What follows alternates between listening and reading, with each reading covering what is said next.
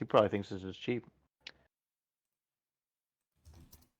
That's usually how it goes, I think. It's like you find stuff that's cheap, and then in your research, when you're looking at stuff that's cheap, you might like do some industry analysis, and then you're like, oh wow, like a lot of names in this industry are cheap, and then Mm-hmm. that kind of helps you form. At least for me, that's how it works. Like I find a name that's cheap. I'm like, oh, what kind of industry is it in? Oh, it's in Mm. healthcare.